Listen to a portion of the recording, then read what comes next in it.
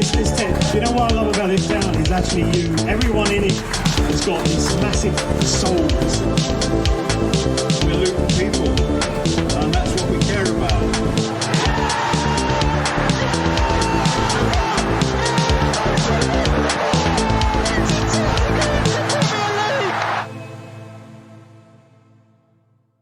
Hello everyone, welcome along to another episode of the Luton Town Supporters Trust podcast, the only podcast that has gone from League 2 all the way to the Premier League.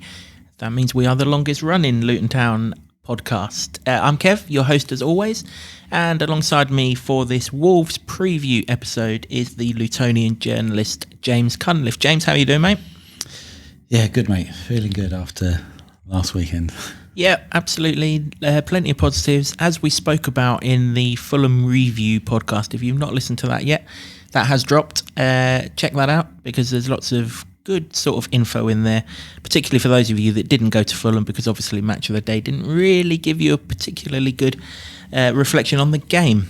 But that's behind us, and we have got a game to come. I should just say, if you hear some music or stuff in the background for this episode, we are recording with some the Hightown Club, and they've got some entertainment on. We've done everything we can to down out all of the background stuff, but you might just pick up the odd little bit. But life still goes on, doesn't it? We're in a upstairs in a pub, so yeah, absolutely. Someone's having a good time, as we are, and hopefully we will be on Saturday, James, because this is it really now, isn't it?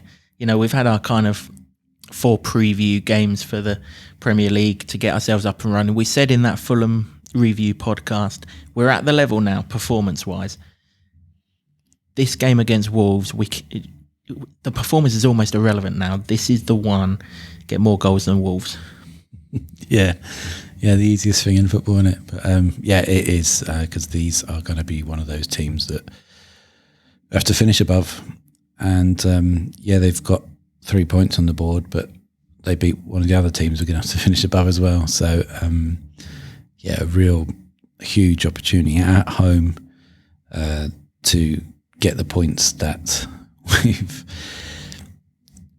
we've said should have come already. They haven't. Check out the other podcast. You can see why. We won't go over old ground, but this is a massive game. Absolutely massive.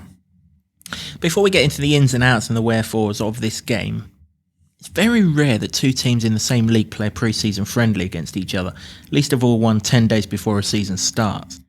Can we take anything from that game at all? The fact that we didn't lose it, obviously, was very helpful. Yeah. Well, we might be able to take that. It could be another 0-0.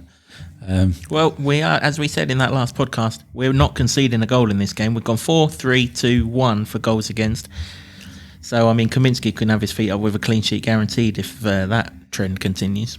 If indeed it is Kaminsky in goal, we have highlighted in the last podcast, rotation is going to happen, but I don't think it's going to happen in goal. I don't see it in goal, really. Yeah. I think you probably shouldn't have gone for that ball, but it's happened and Fulham won. And yeah, if you're looking at the numbers purely as a sort of silver lining, then yeah. Well, I'm also looking at the fact that Matt Macy kept a clean sheet against this lot in that pre-season friendly. So, you know, he's obviously off to pastures new, seemingly not good enough for a Premier League team. So that in itself kind of bodes well as well. Yeah, it does. I'll let go of the straws now. I'm stopping clutching at them now. Yeah, I've let go. Yeah, I mean, they are a team that have flogged all their best players, aren't they? And, I mean, there weren't many, to be fair, were they? Yeah. Were there? But yeah, I was trying to think where Traore went, because he was probably their best. Well, they've gone to the Fulham's feeder team, aren't they? Because we just played against Jimenez and Traore didn't even get in the team. I'm not sure how that worked out, but yeah, and apart from the fella that gone to Man City, I don't know, you know. Yeah, I mean, you've got to look at it, and yeah, they scored a goal against Liverpool at the weekend, but I think if you listen to any Liverpool side, if you listen to the Klopp's post-match on that one, apparently Liverpool had a shocker in the first half, and then it went from in the second, but they don't. I mean, they've sold that Mateus Nunes, and they sold Traore. They sold their captain, who was Ruben Neves when it went to. Neves gone for the Saudi money. Yeah, Cody that. obviously now at Leicester. Yeah. And there was another, and yeah, as we mentioned, Traore also. Sorry, not Traore. You mentioned Traore, Jimenez at Fulham. Yeah, and they haven't really replaced them with anybody of note, I suppose. And the most you've got to do really is make them feel that at Kenilworth Road, make them worry that they're going to be the first team that's going to lose against Luton, pile all the pressure on. It's possible to do so. And of course, key is going to be the home crowd. You know, like we said at the last game, but for me, the atmosphere wasn't as good as the two games that we highlighted beforehand from last season that we hoped they would. I think probably now it's got to be right up there. Now's the time to really make your voice heard if you're going to that game. It's a sellout as it should be, but. Yeah, everything there for me is set up that Luton can get a positive result. And like we say, in the previous games where the performance has been high, but they haven't got the rub of the green, can't be relying on referee decisions and VAR. And this one, you just got to stick those two chances that they had at Fulham. If you stick those away, you win the game. And this is what it's got to be at home now. The ruthlessness is the key. You can't keep talking about it. You've got to show it. Yeah, I think we've shown, certainly at Fulham, as we said in the last podcast that we did, we've shown now that we can contain sides. Now we've got to get in front in a game. I think if we get in front in a game, I get the feeling we'll be good front runners. Because if we get in front and then we drop back to play how we played against Fulham, we have got that pace now going forward where we're relying on counter-attacks and we can hurt teams. But we've also shown at the same time that Sambi and Nakamba can sit in front of a back four or five, make it really hard to break us down. So now we're at that stage now where the performances are to the level. Obviously they're not to the level of Brighton and Man City, but they're not going to be, not this quickly anyway. But for the teams that we need the performance levels to match, I think we're there now. Now it's all about getting that ball in the back of the net, getting in front. That will get the crowd going. It will be just like the Watford game, the Sunderland games, and everything else. And then we'll make it intimidating. Because you were absolutely right. After the West Ham game, they killed the crowd by boring the life out of us. Yeah. But I can't see how Wolves can do that. They've conceded 11 goals in 5 games. One more than Luton. One more than Luton. Admittedly, the one, but like you say, they played Everton, which kind of levels that out a little bit. And actually, they conceded. No, sorry, they kept a clean sheet to Everton. The only clean sheet that they've kept all season. They actually lost to Man United, which is a good effort these days. But more importantly, Brighton opened them up. Crystal Palace opened them up, and the longer Saturday went on, Liverpool opened them up as well. So I can't see how a Wolves side can just bore the game. They don't seem set up for that. They seem to have they seem to rely on flair, and they sold all their flair, so that's the thinking, isn't it? But the ones they've got left, and we'll come on to the Netos and the Cunhas of this world shortly. But it's a game that just feels to me this one's got goals in it, and I know that's a dangerous thing to say, but it does. Certainly for us, I think we showed at Fulham. I think you'd say man for man that Fulham front unit's better than this Wolves front unit. We've shown that we can contain. One of them was Wolves, wasn't he? Yeah, exactly. We've shown that we can contain these sides now.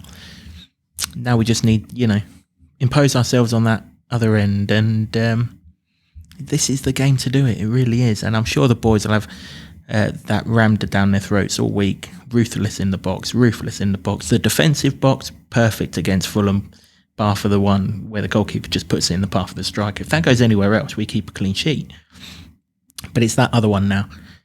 When the ball comes to your feet, be responsible enough to put it in the back of the net and be the hero. Because whoever scores that first goal on Saturday, and we go on to win the game, he's going to be remembered because it'll be our first ever Premier League win. You want to be that person, don't you? Yeah, they'll all be aware of that.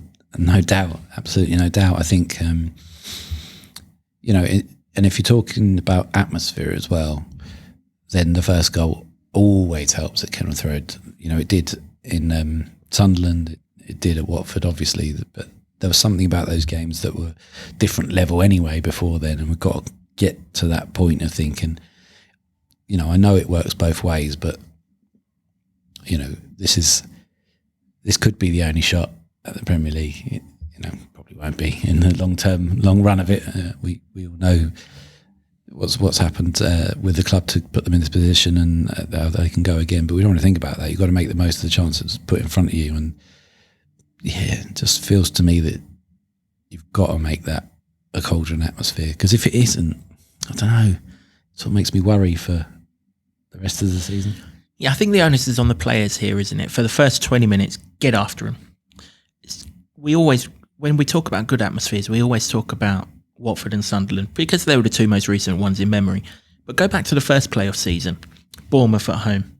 Went after them, got 2-0 up, incredible atmosphere, and obviously the scenes right at the end will never be matched. Notts Forest that season, on that Good Friday, that felt like a big game, much like this one does. Alan Campbell gives us the lead, place is absolutely rocking. Notts Forest didn't cope with it.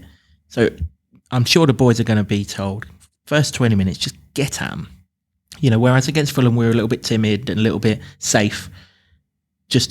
Basically, we tried to do what West Ham did to us. But what we didn't realise was there was no crowd to silence. To do that at Craven Cottage, you know, but that was basically the game plan, you know. I mean, they always say silence the crowd, even if there's 50 people behind the goal or whatever, it's to silence the crowd. But this time it's not silence the crowd. This time it's get after him and get the crowd right behind you. And we're usually very, very good at that under Edwards. We usually really come flying out the blocks. And to be fair, against West Ham, Barkley had a shot that flew across the face of the goal. There was another one as well. It might even have been Barkley's shot. 2 corners that Burke and Anderson should have scored from. So we're very, very good at doing that. But now, if we come out the blocks in those 20 minutes, and I wouldn't have thought Wolves are stupid. I don't think they're going to fight fire with fire for 20 minutes. They're going to try and soak up the pressure and, you know, kill the crowd that way. If we can get that goal in that time, like we did with Gabe Osho against Watford, like we did with Gabe Osho against Sunderland, then we build from there, don't we? And yeah, it's whether they've got the quality to do that. I mean, West Ham undoubtedly have. They're having a storming season so far and decent one last. But yeah, Wolves are they that team? I don't think so. No, I don't either. I think that's. I mean, 11 goals against in 5 games tells you they're not that team, don't they? Well, exactly, yeah. And they've got, you know, Craig Dawson, who's a useful basic defender, isn't he? And if there's any game where Carlton Morris needs to impose themselves, it would be against the likes of him. If indeed that's the formation they go with, I guess. You know, I don't see that Morris wouldn't play, but yeah, who knows what that formation is going to be. You know, we talked about the 4-2-3-1 for Fulham, didn't happen.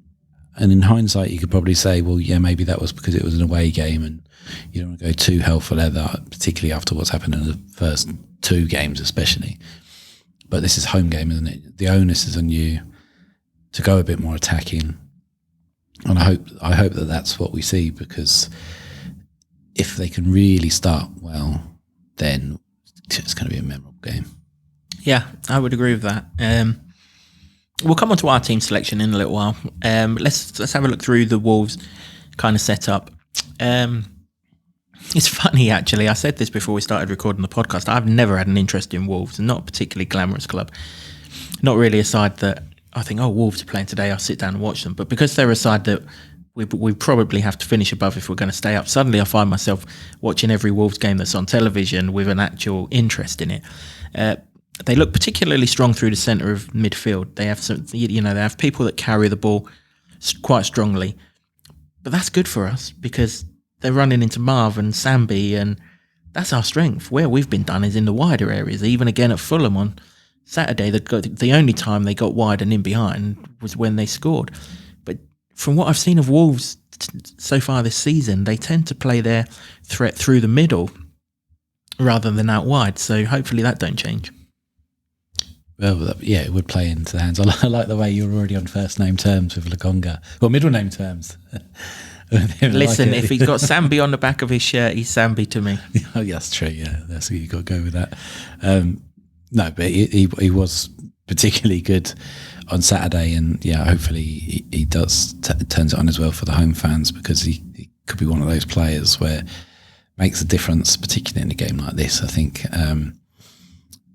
in the attacking sense, I'm thinking more than the defensive sense, which is what we've been told he can do, which we've seen flashes of as well. So yeah, if he can do that and works it more with the attacking players that will play, we'll come on to who we think might play for that one, but whoever it is, there's got to be that spark and that impetus, isn't it? He could be one. Who knows if Barkley's fit? If there's a hamstring, they can be tricky on it, but if he comes back, great. It's just one of these games where I think good old-fashioned hell for leather Luton is probably going to serve them well. Yeah, I would be absolutely amazed if Rob Edwards doesn't get that message out. I'm absolutely certain of that. So Wolves' strengths then, I mean, even if you don't follow them particularly, but you just keep an eye on the league. Pedro Neto's a name that springs up quite often. He'll usually play on the left of a front three, can be a little bit deeper into midfield, can come kind of in a 10 formation. I guess that's one of the reasons why he stands out, because he never stays in the same place, but he's a threat that we'd need to stop.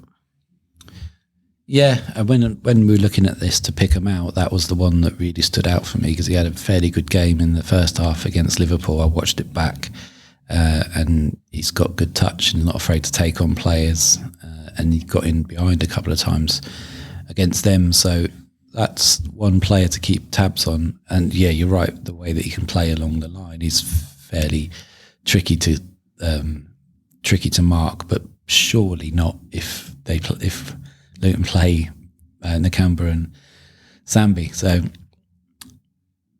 hopefully that nullifies that threat. And then you're looking around the team as to what else they've got. I think Chan scored the goal, and it came close in the game before, something like that. But they've really sold their attacking threat so far, and they've yet to come up with another one. That's not to say they won't, but hopefully not at Luton. And you've just got to, that's the sort of the pressure you've got to put on them. It works both ways, because Luton aren't scoring. Let's not make any bones about it that Luton haven't scored enough goals or put the chances away, but they are creating the chances. So they could probably be saying the same about Luton, but at home you've got to press that advantage for sure. Yeah, I mean, you mentioned Hechan there, obviously scored in their last two games.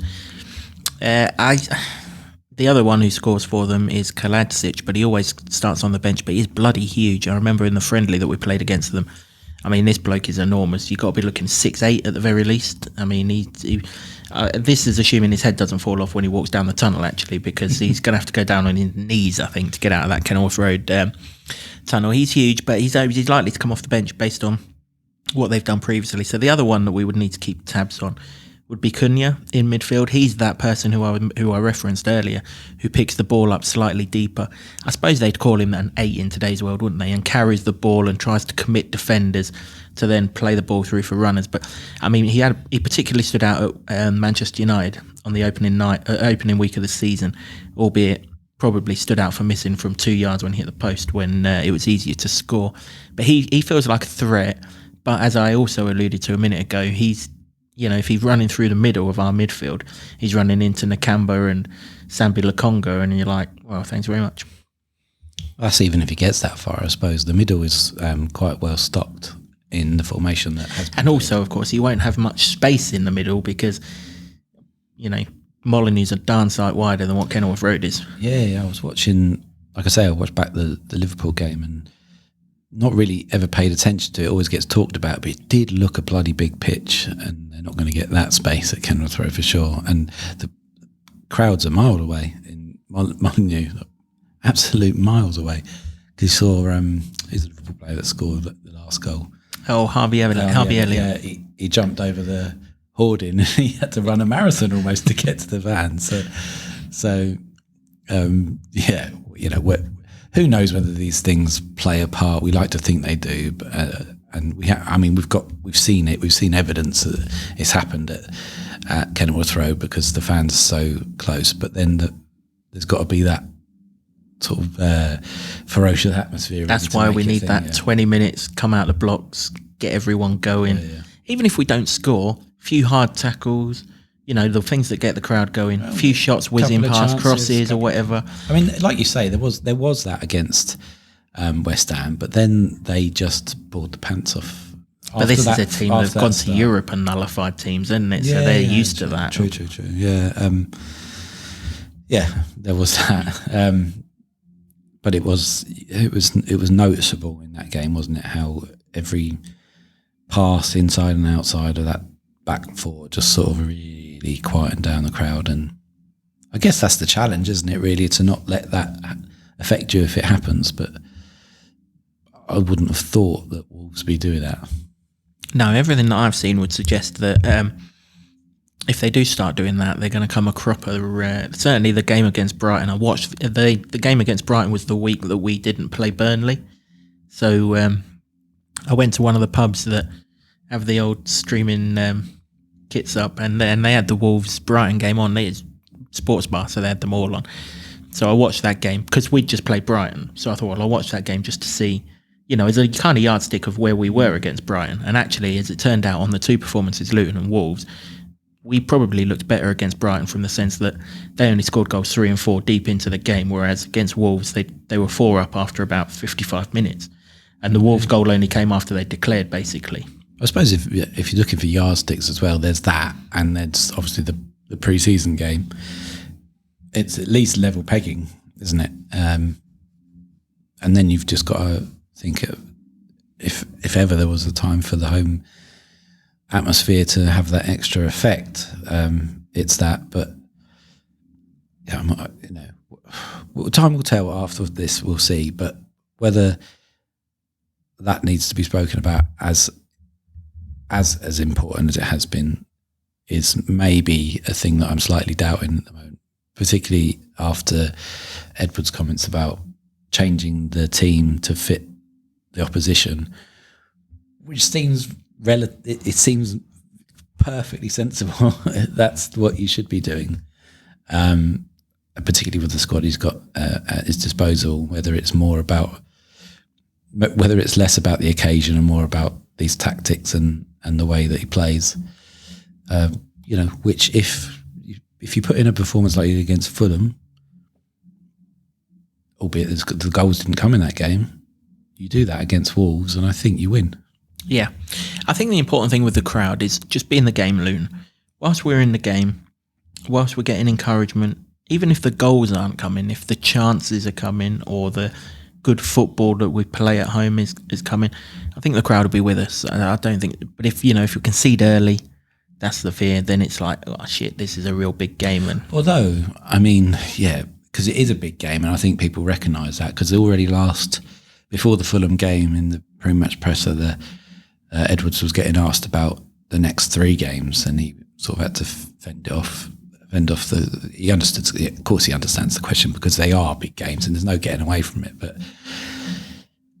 because they are such important games and important results, if that does happen, say, and Wolves go behind, I think that probably has the same effect. Really, that has in previous seasons gone that way, and it's really riled up the crowd. You just don't want that to be happening. At the moment, while goals are hard to come by, Luton need to be scoring first. Yeah, we hope, don't we, that goals are only hard to come by because the players at the attacking end of the pitch are forming their combinations, finding their feet and everything else. Certainly the chances aren't being hard to come by in the 2 games that carry any relevance. I think we were all agreeing that the first 2 games carry absolutely no significance, and in time the West Ham one won't, apart from the fact that it was the first home game. But it'll be interesting to see how we go about attacking in this game, because I think we were all kind of expecting to see Chieo Ogbeni start at Fulham, but that didn't happen. But it'll be interesting to see if he starts here and we do play sort of a 3 up front and some sort of a 4-3-3 formation, because obviously we've got Brown and Morris, but it just felt at Fulham that it just needed one more. There was still that little bit too much isolation, and I know Brown kept on dropping deep and he's got the legs to get up with Morris. But it's a tough ask to do that week in, week out. So if we could have two of them doing that, one getting much closer and then the other one sort of supporting as and when, that would be... And I know the wing-backs are going to do that as well. But again, the more people we can get forward in this game, particularly if I think we're safe in making the assumption that Ross Barkley won't be featuring. Hamstrings don't repair themselves in 7 days. No. The more people we can get around, and Chong would be a big player as well. And obviously if Sambi can leave his sort of the defensive part of his midfield and push on a little bit and just kind of force sort of 4 or 5 in their half of the pitch, it would really work. But I'll be interested to see if Ogbene gets in from the start, because yet again, when he come on against Fulham, the 15 minutes that he was on the pitch were the 15 minutes that Luton were in their half the most. Yeah, like I said, everything I've seen of him being really impressive. Is whether he can turn that into a starting performance where you're probably going to play at least 60 minutes, something like that. And who are we to say? We haven't seen them in training do that, but he turns in good performances for his country when he plays there, and in those impact performances for Luton, there's a lot of promise. I think it's the pace element for me is what swings it for me, because if you're going to go for Health 11, you're going to have to do that. There's no point being timid about it, really. And so that's why it would be good to see him get a start. I think if it's happened, if you take the other side of it, we've talked about Brown and how we thought he deserved a start because of his performances, and obviously he was getting into good positions. He scored a goal against Chieo and he's got into good positions. He's more of a striker than Benny is. Obviously, he's played as a wing back and a winger when he was at Rotherham, but the same applies, I think. If you see enough of those players, and Edwards is talking about changing it and mixing it for the particular opponents,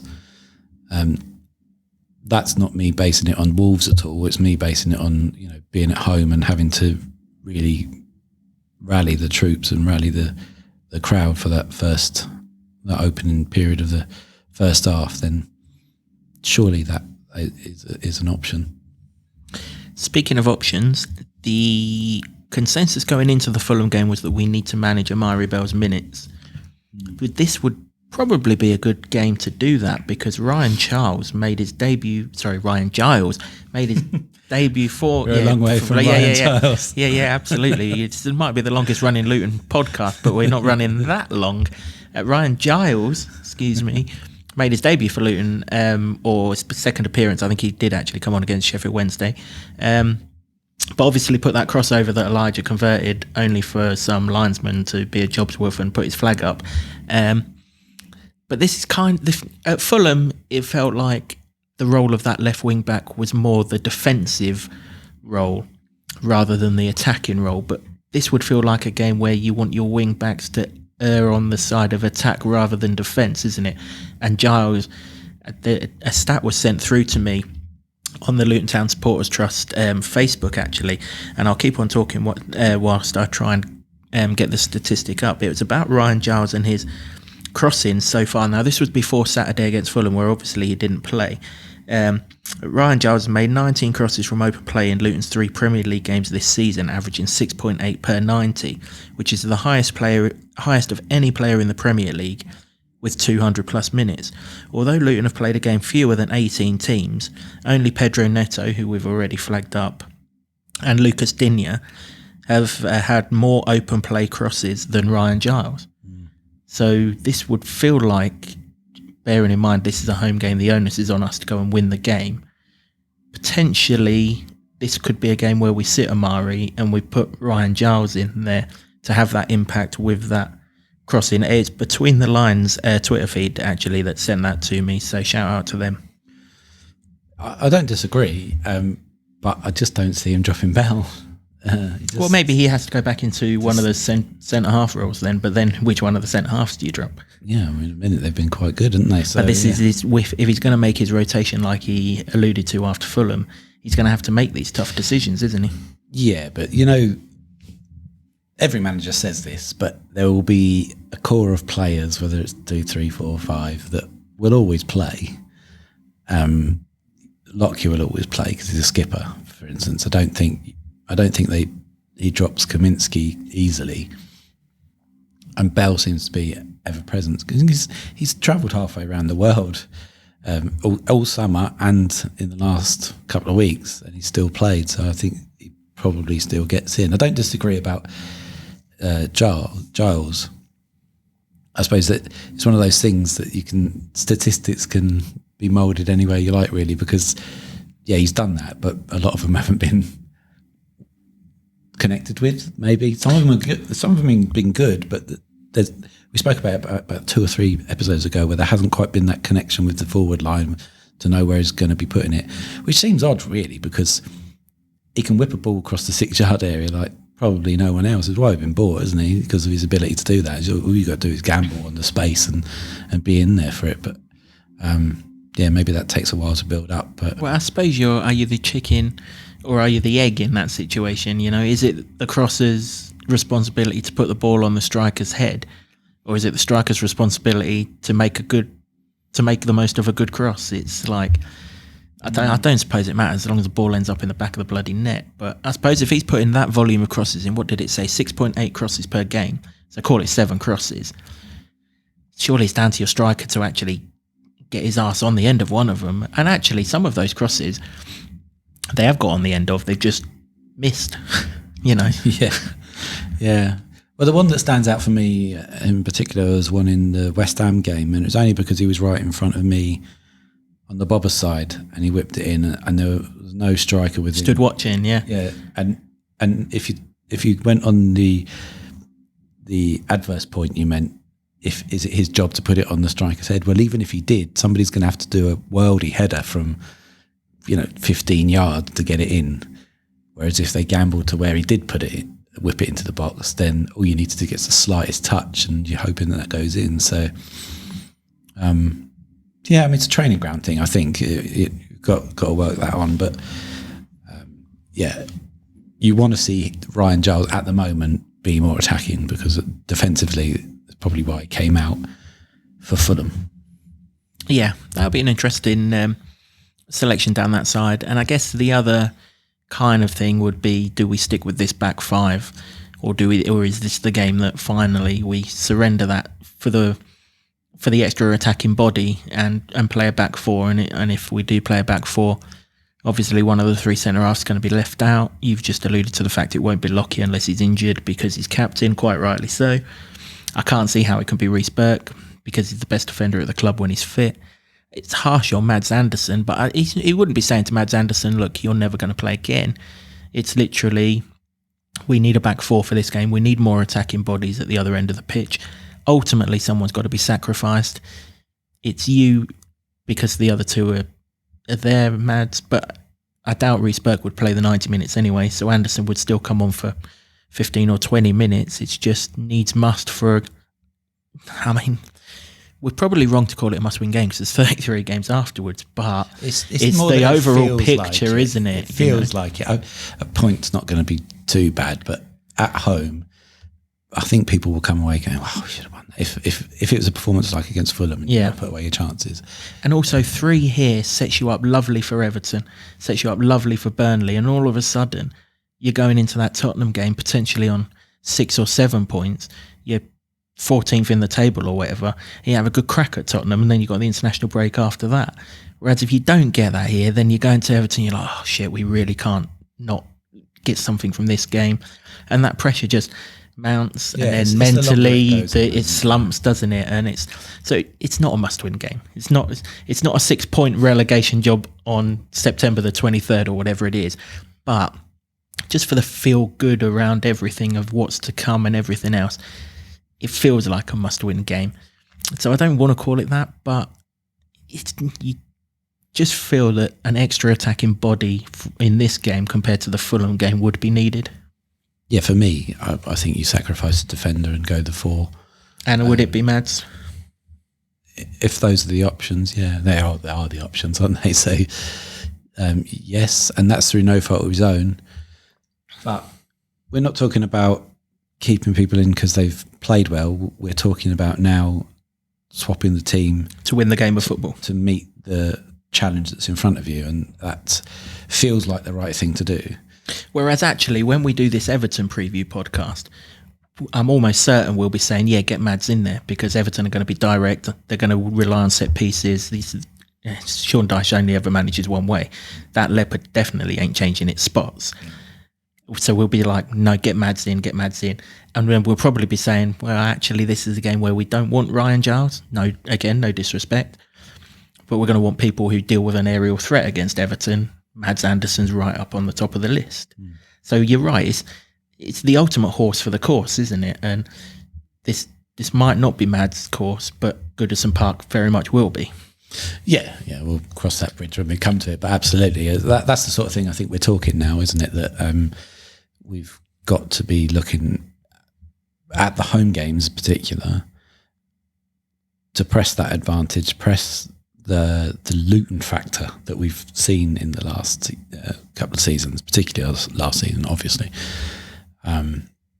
Because there's a sense, I think, among certain supporters, and you sort of engaging this off social media posts, which is not always the best gauge, but there's a feeling, I think, that they just need to play how Luton play, and they're basing that off last season, which is go at that team. And I think, there's nothing that I've seen from Wolves this season which makes me think you need to be tentative at all. And also, if it is if we do drop a defender and it is Mads and we do get in front, that extra attacking player can then come off, can't he? And Mads can still have that role to play. So you're not writing him off the game completely, but you don't want to lose this game because you've got an extra defender on the pitch to an extra striker on the pitch. Is basically where we're coming from. And if you've got the insurance now of Sambi there with Marvellous, that's the purpose of that. So you may as well use it and give Sambi the license to go forward as well. Yeah, there's nothing that I've seen from Wolves so far that makes you wary of too much of the threat. Apart from Neto, who I think is a tricky player, then you can keep him contained. Get on the front foot.